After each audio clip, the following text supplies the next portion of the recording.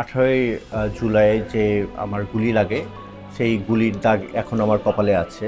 18 তারিখে আসলে আমি একটা অ্যাসাইনমেন্টে গিয়েছিলাম। তো সেখান থেকে আমাকে অফিস থেকে জানানো হয় যে উত্তরাতে আন্দোলন হচ্ছে এবং সেখানে ছাত্র এবং পুলিশের মধ্যে ধাওয়া পাল্টা দেওয়া হচ্ছে। তো আমি আমার যাত্রা শুরু করি। শুরু করার পরে মহাখালীতে এরকম দেখলাম আমার অনেক কলিগ ওইখানে কাজ করছে, ছবি তুলছে, সেখানেও আন্দোলন হচ্ছিল।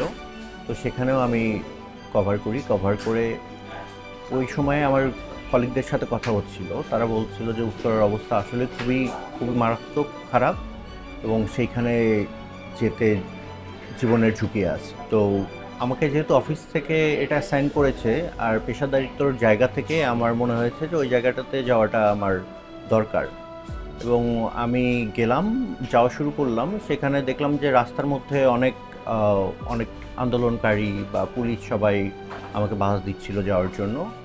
তো আমি অলিগলি বা শর্টকাট ইউজ করে আমি উত্তরাতে পৌঁছাতে পারি। পৌঁছানোর পরে দেখি ওখানে আসলে খুবই বীভৎস অবস্থা এবং টিয়ার সেল এবং গুলি ছোড়া হচ্ছে আন্দোলনকারীদের উপরে। সেখানে আসলে ধাওয়া পাল্টা দেওয়া হচ্ছিল। স্টুডেন্টরা গলি থেকে গলি থেকে রাস্তায় আসার চেষ্টা করছিল, কিন্তু পুলিশ আসলে বাধা দিচ্ছিল তাদের রাস্তায় আসতে। তো সেখানে উত্তরা পূর্ব থানা আছে, উত্তরা পূর্ব থানার সামনে আসলে অবস্থাটা এমন যে স্টুডেন্টরা থানার সামনে আসবে কিন্তু পুলিশ আসতে দেবে না। তো সেক্ষেত্রে পুলিশরা বাধা দিচ্ছিল, টিয়ার সেল, গুলি, সাউন্ড গ্রেনেড এগুলো ছুটছিল। তো এক পর্যায়ে দেখা যায় যে স্টুডেন্টরা একবারে থানার সামনে চলে আসে। থানার সামনে চলে আসার পরে তারা ইট পাটকেল, মানে তাদের অবস্থান ধরে রাখার জন্য এবং সেখানে লড়াই করার জন্য পুলিশও গুলি ছুটছিল। সেখানে থাকার জন্য ইট পাটকেলও ছোড়া হচ্ছিল, আবার পুলিশও এই দিক থেকে গুলি করছিল। পুলিশ এক পর্যায়ে থানার মধ্যে চলে যায়। থানার মধ্যে চলে গিয়ে তারা ছাদে ওঠে। ছাদে থেকে তারা গুলি করা শুরু করে এবং স্টুডেন্টরা যারা ছিল তারা ওইখান থেকে পালিয়ে যাওয়া শুরু করে এবং এই পর্যায়ে আমার মাথায়, হাতে এবং পেটে ছোড়া গুলি লাগে। তো আমি সেই ক্ষেত্রে আমার আসলে ডিভাইডারের পেছনে ছিলাম।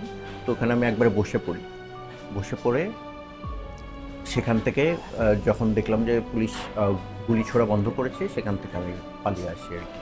এবং পালিয়ে এসে সেফ জায়গাটা খুঁজলাম যে যেখানে আসলে গুলি করছে না, অনেক দূরে সরে গেলাম। তো সেখান থেকে ছবি তোলা শুরু করি। তো এক পর্যায়ে আমি দেখলাম যে আমার আসলে ব্যথাটা অনেক বেড়ে যাচ্ছে। তো তখন সিদ্ধান্ত নিলাম, আর মাথা থেকে একবারে রক্ত পড়ছিল, ফেসে চলে আসতেছিল। তো এমনও দেখেছি যে আমার সামনে এমনভাবে গুলি করেছে পুলিশ যে অজ্ঞান হয়ে পড়েছে এবং রক্ত গলগল করে পড়ছে। তো সেই জায়গাটার থেকে আসলে ওই জায়গাটা আসলে বিভৎস এবং মানে ওটা মনে করলে এখনও খুবই খারাপ লাগে নিজের কাছে। সেই দিনের 18ই জুলাই যে আমার গুলি লাগে, সেই গুলির দাগ এখন আমার কপালে আছে। তো রাতে 18ই জুলাই যেদিন আমি নিউজ কভার করছিলাম, সেখানে দেখতে পাচ্ছিলাম যে কোনো সাংবাদিকের উপস্থিতি নাই।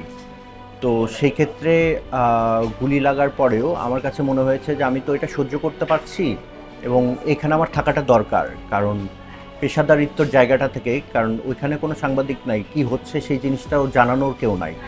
সো আমার কাছে মনে হয়েছে যে আমি ওখানে কিছুক্ষণ যতটুকু পারি, আমার সহ্য ক্ষমতার যতটুকু পারি ততটুকু আমি নিউজটা কভার করি।